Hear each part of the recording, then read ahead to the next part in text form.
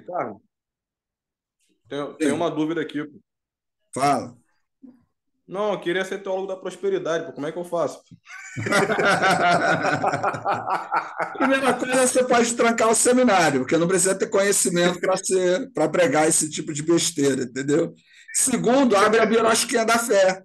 Põe um terno, uma gravata, um relógio daquele de ouro, entendeu? Cabelo com laque, né? Compra, assim, gasta todo o teu dinheiro numa boa roupa, faz o cabelo num salão desse aí muito bom, aluga um carro muito caro e abre a birosquinha da fé. E aí, meu irmão, é investimento garantido. 3 meses você já recupera todo o investimento. Tô brincando, galera. Tá repreendido aí. Não sei não, irmão. Muito pilantra, né, rapaz?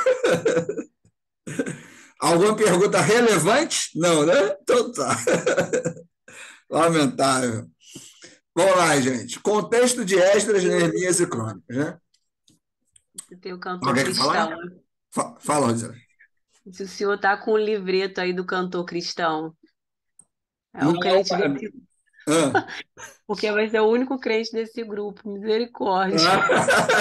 Mas eu tenho cartão cristão, não está aqui agora, mas eu tenho. Então,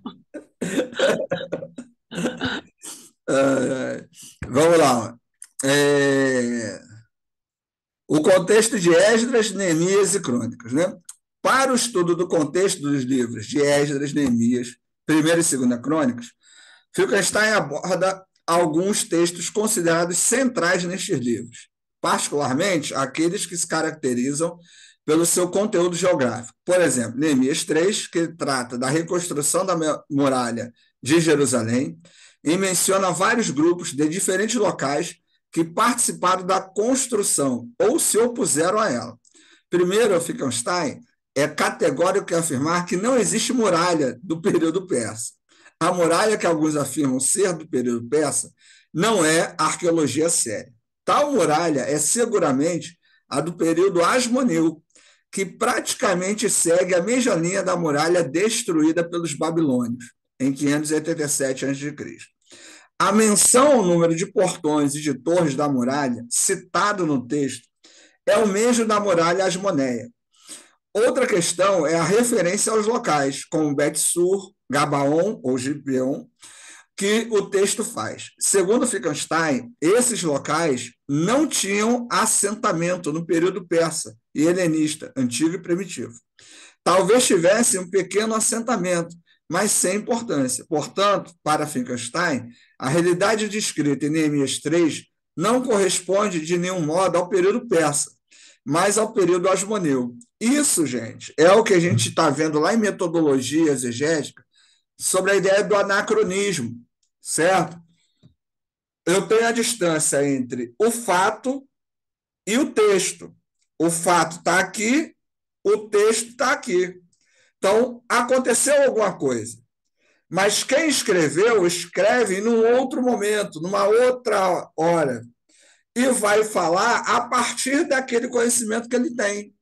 E aí, por isso, a gente tem essas descrições que eu não vou ter uma evidência arqueológica ou histórica para poder comprovar. Ah, Ricardo, a Bíblia está mentindo? Não. Lembra o seguinte: a Bíblia é um livro de fé. A Bíblia é uma história construída para fortificar a fé.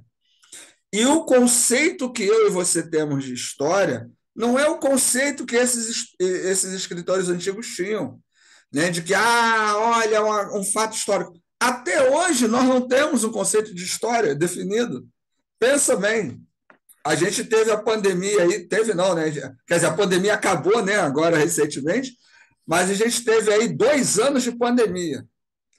Todo mundo aqui viveu o período da pandemia. Mas quantas histórias nós ouvimos diferentes? Por exemplo, sobre vacina. A vacina é do diabo, vacina do demônio, a vacina vai matar, vacina da AIDS, vacina da câncer, a vacina veio do macaco, e não sei o que, não sei o que lá. Na história recente, atual, no mundo altamente conectado, num período que todos nós vivemos e que dizemos que somos modernos, há menos de 2 anos aí atrás, né, mais ou menos, há 2, 3 anos atrás, nós tivemos uma enxurrada de notícias, de histórias, de narrativas contraditórias sobre um evento, que é, no caso, né, a Covid aí. Gente, se isso acontece no mundo moderno, igual o nosso, onde do meu celular eu sei o que está acontecendo na China, imagina numa época extremamente primitiva como essa. E eles não tinham a noção de história como nós tínhamos. Diferente até das histórias da pandemia, que eram maldosas, né, que eram inventadas com propósito, né, político, ideológico, seja lá quais eles eram, esses autores bíblicos, eles tinham um propósito também, eles tinham uma intenção, que no caso era criar uma linha de fé, criar uma única, né, perspectiva de fé para esse povo que está se formando. Então, o conceito de história que nós temos, né, é até bem diferente desse período. Aí você vai dizer, não, porque é a palavra de Deus. Lembrando, conversa hoje aqui, estamos abordando o texto bíblico a partir da perspectiva histórica. Então, a Bíblia não é a palavra de Deus. A Bíblia, ela é uma mensagem, né? Tem a mensagem divina aí, mas é um texto escrito por homens e até mulheres, né? Com conteúdo histórico, social, político, né? Científico, específico, né? Daquele tempo, daquela época e com um objetivo. Então, a partir dessa perspectiva, a caminhada é tentar recolher, né, dados e eventos que possam ajudar a entender o texto. Aí, o que isso te ajuda hoje? Por exemplo, eu sou pastor de igreja. Eu vou fazer uma campanha de obra na minha igreja. O que eu falo para as pessoas na minha igreja? Minha igreja está em obra. Minha igreja está em obra desde que eu cheguei lá. Mas não tem dinheiro, não tem gente, então vai a obra de igreja, né? Como a maioria das igrejas por aí. O que eu vou fazer para conseguir dinheiro? Eu, na minha perspectiva, gente, olha, quem puder colaborar com um saco de cimento, conversa lá com o irmão fulano, ele está aí recolhendo as doações.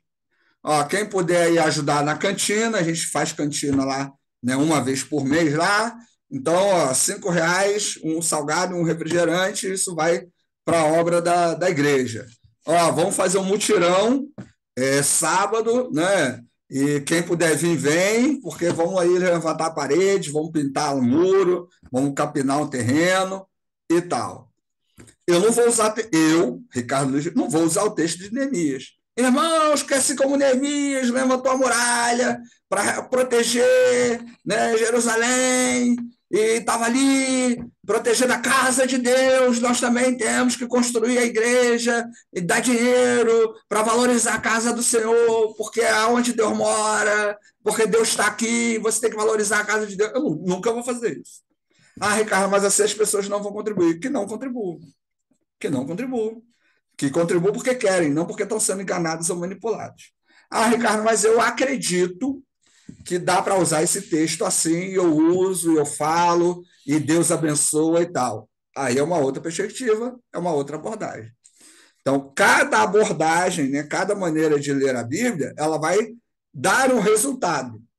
De repente, a sua abordagem, você vai conseguir fazer a obra em 6 meses. E aí eu vou conseguir fazer a obra em 6 anos. Né? Cada abordagem vai ter um resultado, vai ter uma consequência. Vai ter uma maneira de ler a Bíblia. É isso que a gente precisa entender. Nessa leitura que estamos fazendo hoje, né, é uma leitura que está preocupado com o texto, né, com o processo de construção do texto, de entender o texto, e não muito preocupado com o que eu vou fazer com esse texto, como eu vou pregar com esse texto. Certo? Quer falar, Francisco? Está aí com a cara de preocupado aí? O que foi? Não, professor, não quero falar não. Não, tá. Tá encoçando a cabeça aí, tá. Ricardo, só fala para o Francisco que isso é uma difícil, perspectiva. é difícil.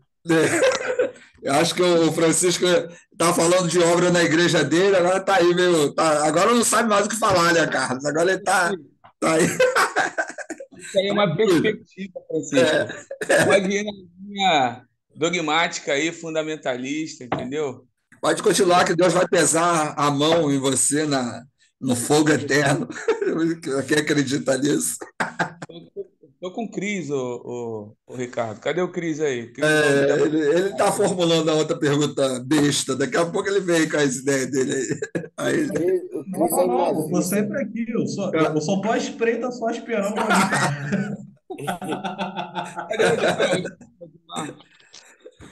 Fala.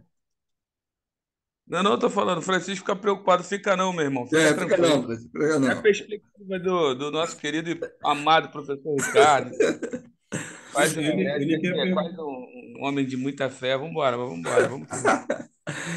lá. Ele quer chamar o Ricardo de pagão, mas não. Tá com medo de tirar zero. Fica tranquilo, irmão. Não guarda um rancor no coração, não. Coração, Ricardo, para você, ó. Cris, eu fico preocupado porque quer afundar meu negócio? O Adi já colocou a gente em dor de cabeça com o trabalho dele.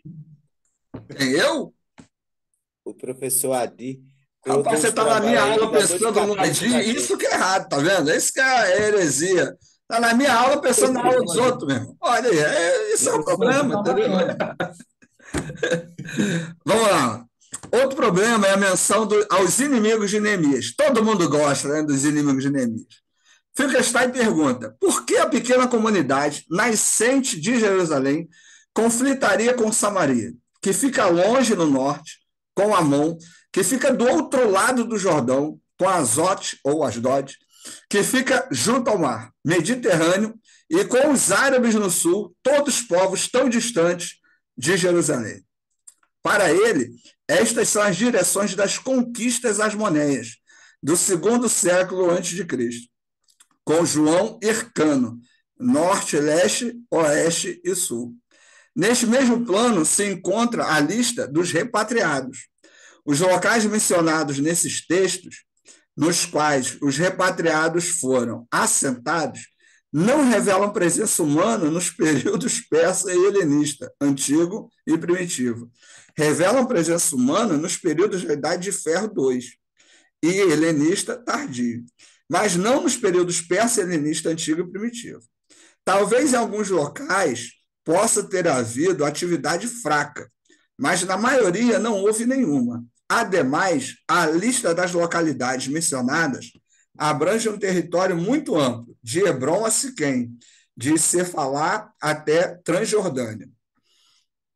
Essa dimensão não coaduna com a área demarcada pela presença dos selos de Gerud, assunto abordado anteriormente. Ou seja, ela não representa o território da província de Judá, Gerud Parvac, do período persa. Por outro lado, ela é correspondente à expansão asmoneia do século II a.C.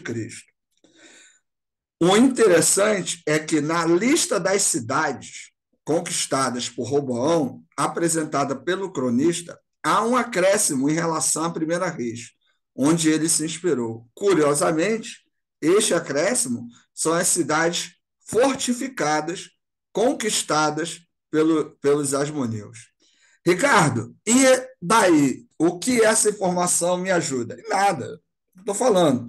Nessa perspectiva, a ideia é tentar saber da onde o autor ou os autores tiraram as informações que estão ali no texto. É possível comprovar isso arqueologicamente, historicamente? Não é, né? Tem uma resposta? Não tem. A ideia é criticar o texto, pesquisar o texto. Ricardo, qual é a mensagem de Deus nesse texto? Não tem, não há, a ideia não é essa, né? A ideia é tentar entender o texto. Tentar entender o texto para quê? Para não falar aquilo que o texto não está falando. E o que o texto está falando? Nesse caso aqui, não está falando nada. Então, o que eu falo sobre o texto? Nada. Mas eu quero falar sobre a obra na igreja. Você vai ter que procurar um texto na Bíblia que fale sobre a obra da igreja. E eu já adianto, não existe. qualquer texto bíblico que você use para falar de obra da igreja é invenção sua, ou do seu pastor, ou da sua doutrina, ou da sua igreja, porque não tem. Né? A igreja não existia no tempo bíblico, de Gênesis a Apocalipse. Não existia templo de igreja, né, como nós conhecemos. Então, qualquer coisa que você fale é a partir de uma outra ideia aí, mas não tem na Bíblia. Fala, Rosilene. Dá para falar de iniciativa, né? Disposição, encorajamento, organização, né, Para não? Foi quê? o que Neemias fez para fazer a obra. De quê? De Do igreja? que? Não, na obra de igreja, qualquer obra, né, que nos é confiada. Então, acho que dá para usar essa disposição, essa disponibilidade de Neemias, essa questão toda do desafio, né, que tem tantas, assim, circunstâncias que as pessoas ficam receosas, né, de se posicionar, de se colocar Rosilene, então, vai para depender da fazer. abordagem. Nessa abordagem que a Então, gente está vendo hoje, não dá. O texto de Neemias aham, não fala sobre liderança, encorajamento, não fala nada disso. Nessa abordagem, ele é apenas um relato sobre um processo, né, de dominação. Numa abordagem, né, diferente, numa abordagem mais tradicional, numa abordagem doutrinária, dá para usar isso que você está falando. Então, aham, numa outra abordagem, dá. Nessa abordagem, não dá. Nessa abordagem, o texto fala sobre o quê? Sobre um processo de separação de grupos. Ponto, só isso. Né? Sobre um processo de perseguição, de escravização, de dominação, né? É um processo político, econômico. Isso que você está falando, né, de liderança, encorajamento, já está dentro da abordagem doutrinária. E aí é uma outra perspectiva, é uma outra forma de entender até o próprio processo de produção do texto, né? E aí por diante. Porque nessa perspectiva nem tinha muralha nessa época, né? Nem tinha como. A ideia não é essa de. Não tem muralha ali para ser reconstruída ou construída.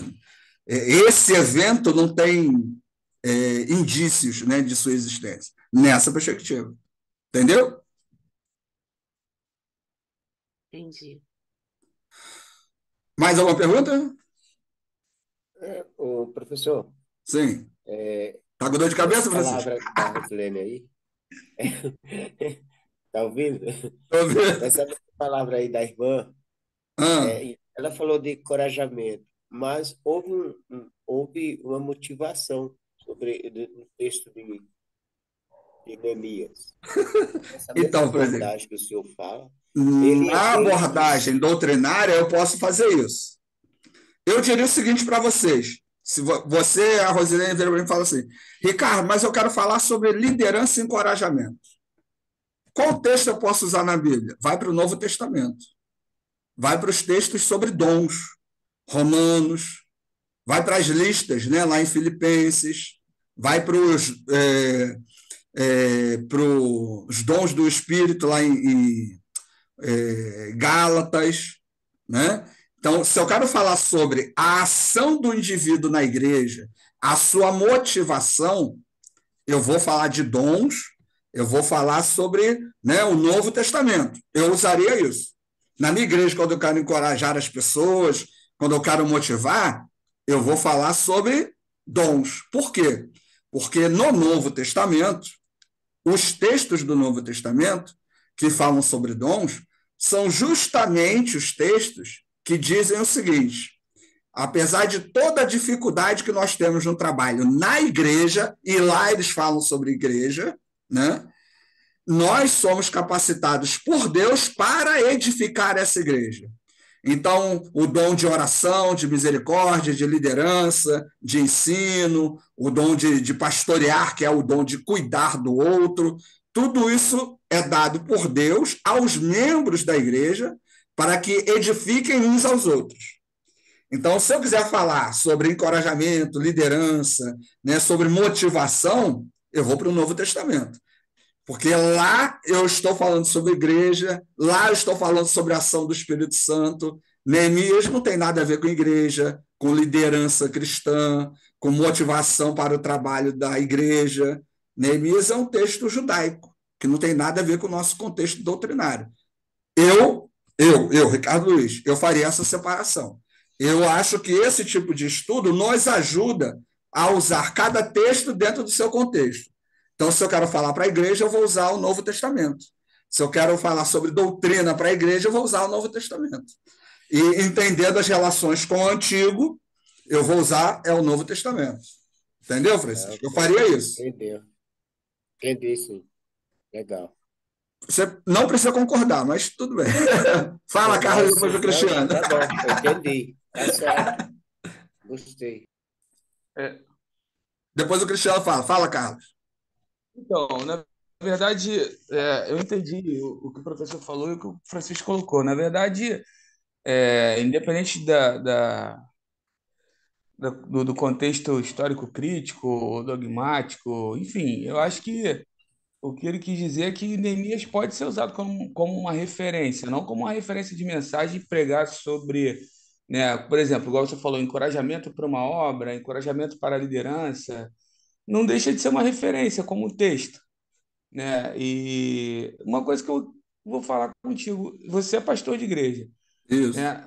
Eu não vejo necessidade de fazer qualquer analogia a algum texto para se executar uma obra numa igreja. Mas dá muito mais certo, né?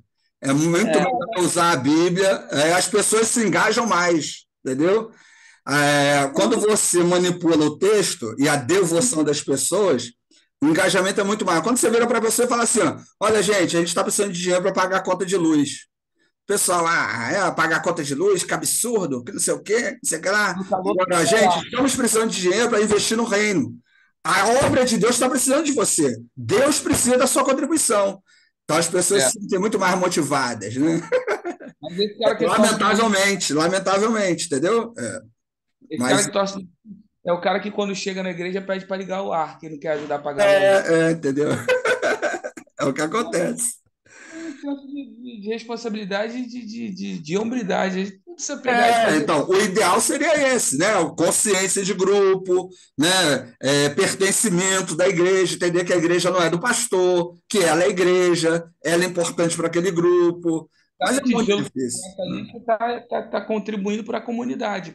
Isso, o ideal seria que todas as igrejas tivessem essa consciência. Poxa, acho que eu vou Fala, Cristiano.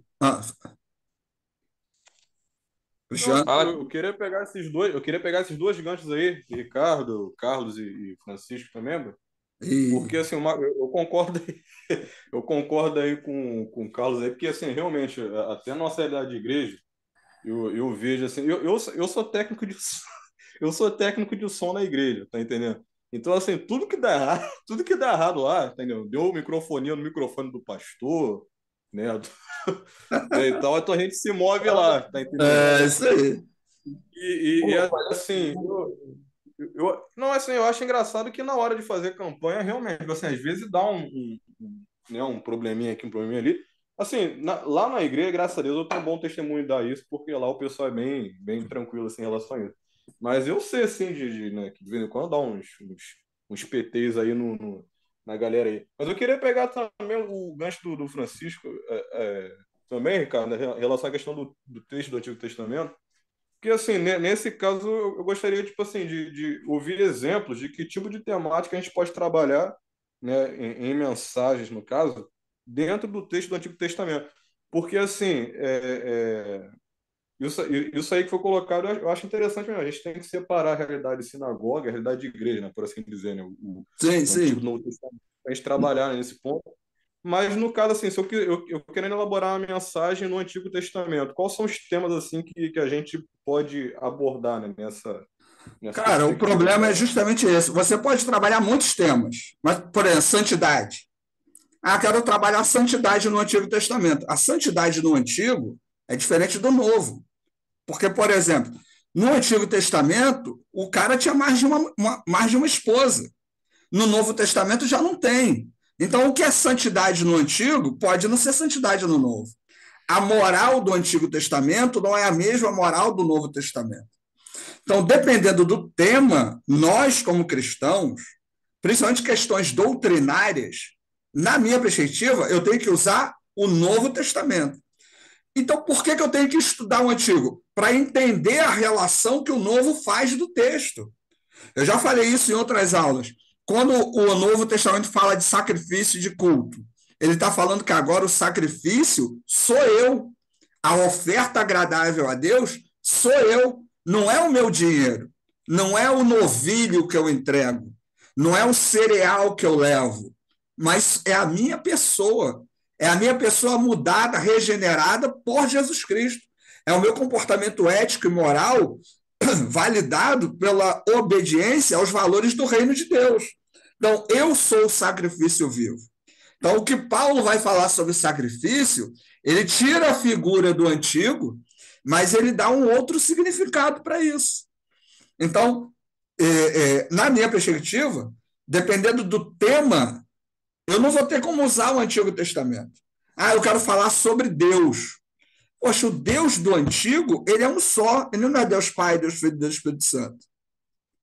Mas eu queria usar um exemplo de... Por exemplo, eu gosto muito de usar o Antigo, usar os profetas, para falar sobre trabalho social, para falar que é desafio, né, daquele que crê em Deus, está voltado para as questões sociais, políticas, econômicas que nos cercam, que a igreja sim tem que se envolver politicamente, né? Mas envolver politicamente não é envolver partidariamente, né? Fazer politicagem, apoiar vereador para ter ônibus para levar o pessoal, né? Apoiar deputado para ter sítio para retiro de carnaval, mas se envolver politicamente, denunciando o erro, protestando para ter asfalto da rua. E aí o papel do profeta lá do Antigo Testamento, né? Então, os profetas, por exemplo, eles falam sobre justiça social. Então, a gente pode falar disso, né? Dessa ideia. Seria um tema, né? De repente, dá para você trabalhar. Agora, outros temas, é bom ver com cuidado. Eu gosto muito da ideia da justiça social, né, do Antigo, porque é a mesma sequência no Novo, não há diferença da justiça social do Antigo para a justiça social do Novo. O discurso profético é o mesmo, né, de denúncia do erro, de apelo, né, para que os governos e governantes façam o que é certo, né, façam o que é bom para o povo. Isso é um tema que eu particularmente gosto de trabalhar, entendeu? E acho que é possível. Outros tem que avaliar com muito cuidado, né? Porque santidade pode ser uma coisa num texto e outra coisa no texto. Então vai depender muito do texto, né? A soberania de Deus no Antigo é absoluta, né? Se quiser falar sobre um Deus soberano, no Antigo Testamento não tem conversa. O bem e o mal vem de Deus. Eu estou doente, estou com câncer. Azar, continua louvando e adorando a Deus, porque Deus é soberano. Eu perdi a esposa no tiroteio. Azar, continua adorando a Deus. Porque no Antigo não tem conversa. O bem e o mal vem de Deus. É um tema difícil, já trabalhei isso na igreja, é um tema muito difícil até de engolir. Porque como aceitar um Deus assim? Como aceitar um Deus que pode até não me ajudar a resolver minha vida e que não tem nenhuma obrigação, né? É um tema complicado e difícil de trabalhar, mas eu gosto, às vezes, de trabalhar, entendeu? Eu fiz, Ricardo, aí tu até peço para tu analisar aí rapidamente. Eu tinha feito na penúltima escola dominical, eu tinha feito um rápido jogo com eles, né, tudo, que a gente trabalhou aquele texto, né, de Romanos 12:2, né, não vos conformei com este mundo, né, com este século, transformados pela renovação da vossa mente. E eu não trabalhei o tema em cima, eu fiz um jogo tipo que assim, era para dinamizar um pouco a escola, né? Eu escrevi o versículo e escrevi o nome de quem teria escrito o versículo aí tudo. Aí peguei 2 autores do Novo Testamento, 2 autores do Antigo. E o exemplo é assim, cada versículo estava exemplificando essa questão de não se conformar. E eu peguei os profetas justamente dentro dessa questão aí, no caso, né? Porque, por exemplo, eu lembro de ter pegado o texto de Jeremias e peguei o texto de Neemias também, né, que está sendo falado hoje. Mas, então, era justamente... A classe pede desculpa. Fala, gente, eu queria pedir perdão, eu falei besteira, entendeu? É teu dever como cristão. Era justamente para representar essa não conformidade, né? Tipo assim, o povo tá indo para um lado, né? E a gente não pode se conformar, tem que ir para o outro, porque é o lado de Deus. Assim, isso que eu tava pensando. Por exemplo, talvez se a gente for trabalhar sobre fé, por exemplo, o exemplo de Abraão a gente pode citar, no caso, ou então obediência também, no caso. Então, Mas, assim, tem que analisar Deus com falou cuidado, e a gente, Cristiano. Tem que analisar com cuidado, porque o que Abraão faz, né? Vai lá e entrega o próprio filho, aquilo é uma referência ao sacrifício humano que era comum. Existem histórias na mitologia grega, na mitologia romana, na mitologia egípcia, também parecidas com isso. Será que a obediência tem que ser cega a Deus dessa maneira? Será que é isso mesmo? Porque esse mesmo Abraão que faz isso, ele mente depois sobre a esposa. Né? É o que tem caso com a concubina e joga e deixa o filho bastardo ir morrer no deserto junto com a concubina. Que homem de fé é esse? Né? Eles são pilantras, são safados. O cara deixa a mulher e o filho morrer no deserto porque a esposa queria. Que humanidade é essa? Que fé é essa? Né? Então, assim, até usar personagens, às vezes é complicado, porque o cara pode ser moralmente condenável. Será que Abraão é tão exemplo assim? Né? Esse homem realmente é um exemplo a ser seguido? Um homem que permite tamanha atrocidade dessa? É isso que eu quero como modelo? Né? Usar personagens, principalmente do antigo, como modelo, tem que ter muito cuidado. Eu, pelo menos, acho. Porque todo personagem do Antigo Testamento sempre vai ter um probleminha. O único personagem que eu acho que vale a pena usar como modelo é Jesus Cristo. Porque ele não tem erro nenhum. Ele não há falha no texto. Não tem o que condenar em Jesus Cristo. Apesar de toda a sua humanidade, ele não é condenado em ponto nenhum. Agora, qualquer outro é. Então, é bom tomar cuidado. Não estou dizendo que não tem que usar, mas é bom tomar cuidado, entendeu? E essa relação que você fez com Romanos 12, o termo que usa lá para mundo é o aion, que é a ideia de cultura, né? Então, não vos conformeis com essa forma de pensar. Então, essa forma de pensar tem a ver, né, com o tempo dos profetas, com o nosso tempo, com aquela época. Então, assim, é possível isso? É possível. Mas eu acho que é sempre necessário ter cuidado, porque não dá para dizer que o Romanos está falando de Neemias, né? Um exemplo. Tem gente que faz esse tipo de ligação, né? Sempre ter muito critério, né, ao afirmar determinadas coisas. É bom analisar com cuidado. Né? Gente, está acabando o tempo aí. Alguém quer falar mais alguma coisa? Fala aí, Carlos. Não, só falar com relação. Eu sei que essa citação a personagens, todos eles têm falha, né? A verdade é essa. Mas essa questão da falha humana não serve como uma referência de reparação e, de repente. Isso aí, né, Ricardo? Claro, é tudo muito complicado, né? Você tem que ter muito equilíbrio e sabedoria para poder usar, mas também não usar porque os caras erraram, mas também buscaram se ajustar, Sabe né? como é que eu uso? Eu sempre gosto de usar, quando eu vou usar um personagem bíblico, eu falo assim, ó, eles eram tão humanos quanto cada um de nós. Então, tudo que eles fizeram, nós também podemos fazer. Só basta a gente querer. Então, o nível de comprometimento que Moisés teve, Moisés era um assassino, gago e velho. Olha só, quando Deus mandou ele, chamou ele era assassino, gago e velho. Olha o tipo de gente que Deus chama. Se Deus chamou um cara assim, pode chamar você, que é vascaíno, sem problema. Entendeu? Pode chamar o Cristiano, que é flamenguista. Não é problema. Porque Deus usa as piores pessoas para fazer a obra dele. Acabou com o Cristiano. As piores pessoas. Usou até a mula, não vai te usar. A mula é mentira. Isso aí é um texto, é uma fábula, não aconteceu, entendeu? O Cristiano, ele faz questão de lhe derrubar. Mas assim, eu acho que essa questão da humanidade é interessante porque Deus não usou super-heróis, certo? Usou pessoas com falhas, pecadoras, normais.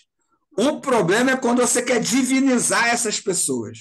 E aí eu acho que é um problema, né? Eu acho que a gente pode usar, deve usar, mas eu acho que é legal apresentar a humanidade delas. Davi era um cara que errou pra caramba, fez muita besteira. Abraão também, Moisés também, Paulo também. Todo mundo fez besteira, né? Pedro também, né? Jó não existiu, Daniel também não existiu, mas outros existiram. Né?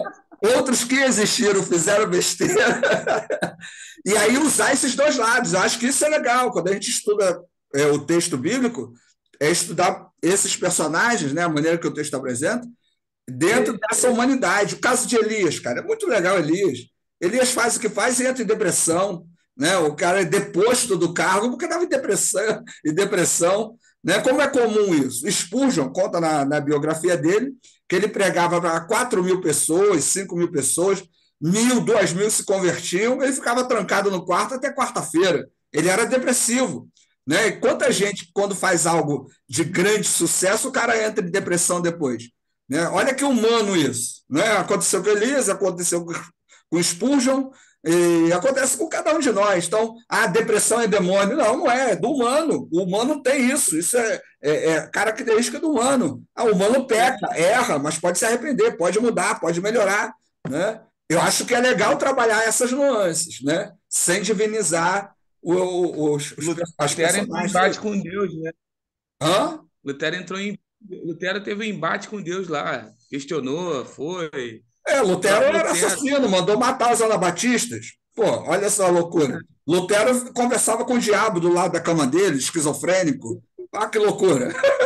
Né? Então, assim, é entender que todo mundo é humano. Né? A Bíblia não é uma história em quadrinho, onde tem super-herói e o cara tem superpoderes e é super. Por que eu não gosto do Capitão América e do Super-Homem? É perfeito demais, não tem erro nenhum, é tudo certinho.